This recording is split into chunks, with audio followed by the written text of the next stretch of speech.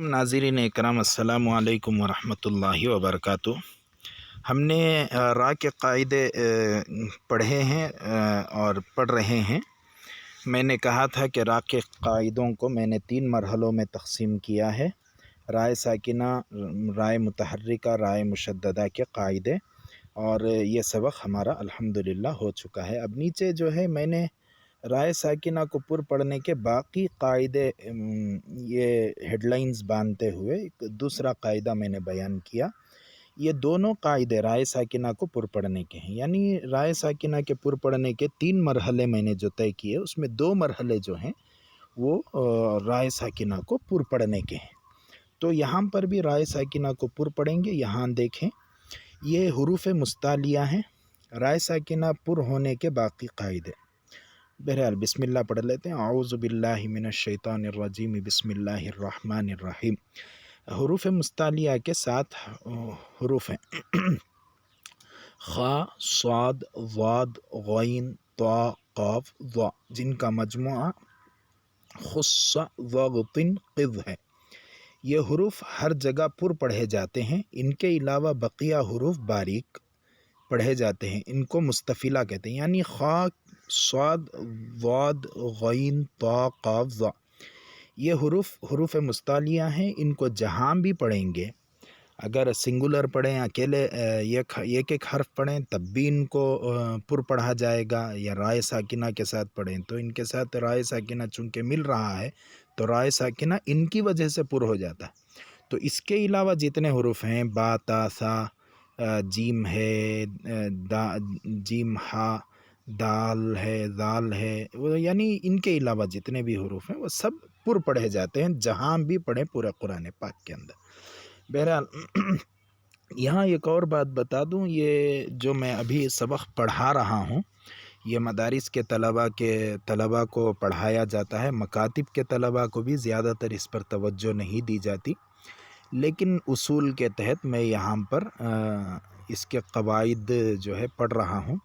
वरना अगर समझ में ना आए तो कोई हरज नहीं, आप जैसा चाहें मुनासिब हो, आपको जैसा समझ में आए पढ़ें, इंशाअल्लाह कोई गुनाह नहीं होगा। लेकिन बेहतर होगा कि यहाँ से आप सीखने की कोशिश करें और अपने मसाजिद के अइम्मा और मदारिस के असातिज़ा और मकातिब के असातिज़ा के पास समझने की कोशिश करें। अगर समझ में ना आए तो इंशाअल्लाह मुझे भी फ़ोन पर राब्ता किया जा सकता है। डिस्क्रिप्शन बॉक्स में मैं अपना नंबर दूंगा, और ज़्यादा इसके पीछे पड़कर सिर ख़राब करने की ज़रूरत नहीं है। तो आप मेरे ख़याल से अगर आसानी के समझ में आ जाए तो ठीक है, अगर बासानी समझ में ना आए तो कोई हरज नहीं है। और ये क़वाइद जो है अक्सर मौलवी कोर्स के तलबा पढ़ते हैं और नाज़िरा के तलबा को रटा दिया जाता है, फिर वो आगे मौलवी कोर्स में जाने के बाद उसे समझते हैं। तो यहाँ पर कुछ ग्रामर्स हैं, आलिमियत के भी ग्रामर्स हैं, इसलिए ज़्यादा इस पर तवज्जो देने की ज़रूरत नहीं है, लेकिन उसूल के तहत मैं पढ़ा रहा हूँ। तो मैंने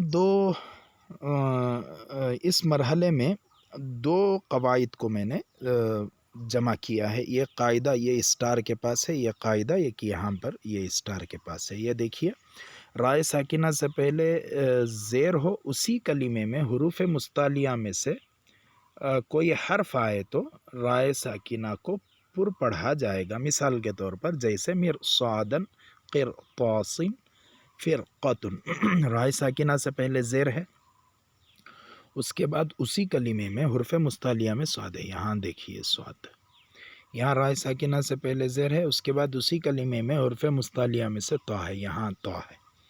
और यहाँ पर राय साकिना से पहले ज़ेर है, उसके बाद उसी कलीमे में हुरूफ़ मुस्तालिया में से क़ाफ़, ये क़ाफ़ यहाँ। तो जहाँ पर भी राय साकिना से पहले ज़ेर होगा और उसी कलीमे में हुरूफ़ मुस्तालिया में से स्वाद होगा, तो वहाँ पर राय साकिना को बारीक नहीं पढ़ेंगे बल्कि पुर पढ़ेंगे।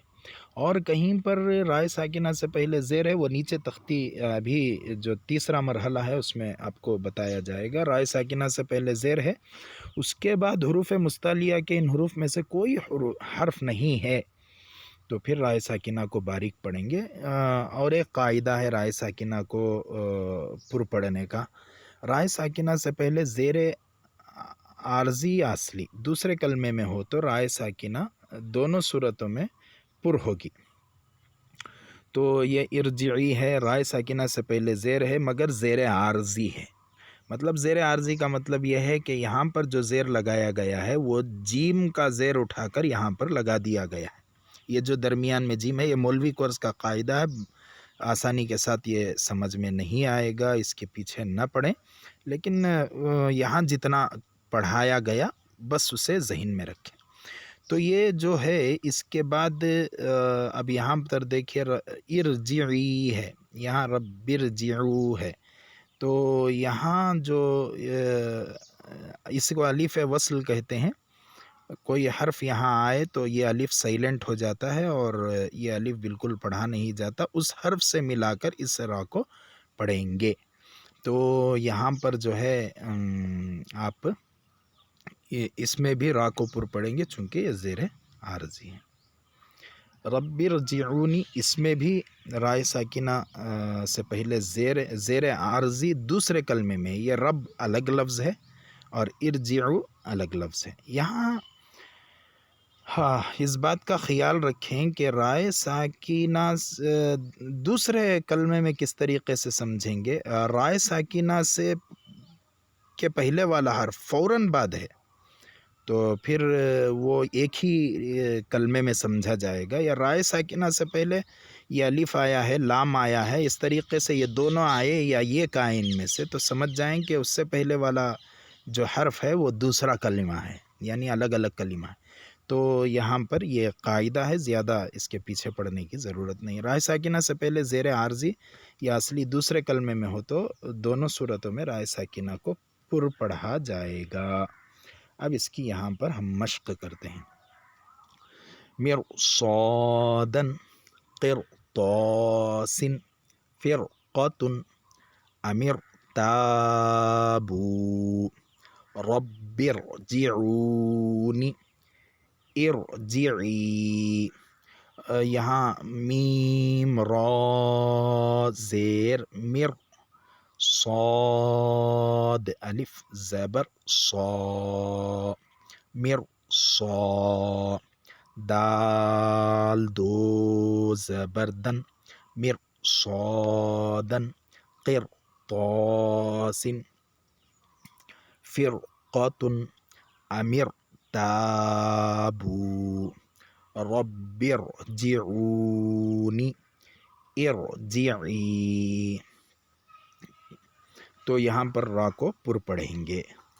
اس کا اجرا یہاں ہے، دیکھیے یہ مستعلیہ کا اجرا ہے، رائے ساکنہ سے پہلے زیر ہے، اس کے بعد اسی کلمے میں حرف مستعلیہ میں سے صاد ہے، وہ اجرا یہاں ہے۔ رائے ساکنہ سے پہلے زیر ہے، اس کے بعد اسی کلمے میں حرف مستعلیہ میں سے صاد ہے، یہاں پر رائے ساکنہ کو پر پڑھیں گے۔ رائے ساکنہ سے پہلے زیر ہے، اس کے بعد اسی کلمے میں حرف مستعلیہ میں سے تا ہے، یہاں پر رائے ساکنہ کو پر پڑھیں گے۔ رائے ساکنہ سے پہلے زیر ہے، اس کے بعد اسی کلمے میں حروف مستعلیہ میں سے قاف ہے، یہاں پر رائے ساکنہ کو پر پڑھیں گے۔ اب یہ نیچے جو عارضی کا اجرا ہے وہ یہاں زیر عارضی کا اجرا، رائے ساکنہ سے پہلے زیر عارضی ہے، یہاں پر رائے ساکنہ کو پر پڑھیں گے۔ رائے ساکنہ سے پہلے زیر عارضی ہے، یہاں پر رائے ساکنہ کو پر پڑھیں گے۔ رائے ساکنہ سے پہلے زیر عارضی ہے، یہاں پر رائے ساکنہ کو پر پڑھیں گے۔ یہاں ایک مرتبہ اور کہہ دوں، رائے ساکنہ سے پہلے والے حرف فوراً ہے اور درمیان میں کوئی حرف نہیں ہے تو پھر ایک کلمے میں ہوگا۔ اگر رائے ساکنہ سے پہلے والا حرف کوئی درمیان میں حرف ہے اور اس سے پہلے والے حرف میں اگر زیر یا زبر ہے تو سمجھ لیں کہ یہ جو ہے دو الگ الگ جملے ہیں، وہ کلمے الگ الگ ہیں، تو یہ کلمہ نہیں ہے۔ تو یہاں اس کی مثال ہے۔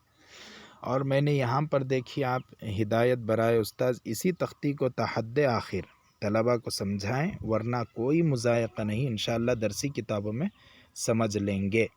تو یہاں پر بھی میں نے اس کو درج کر دیا ہے۔ آگے را کو باریک پڑھنے کے قاعدے ہیں۔ اللہ تعالیٰ سے دعا ہے کہ اللہ تعالیٰ ہم سب کو صحیح معنی میں قرآن پاک کو پڑھنے کی توفیق نصیب فرمائے، خوب سیکھیں، دوسروں کو تک بھی پہنچائیں، اس لیے کہ اگر دوسرے پڑھیں گے تو ہمیں بھی ثواب ملے گا۔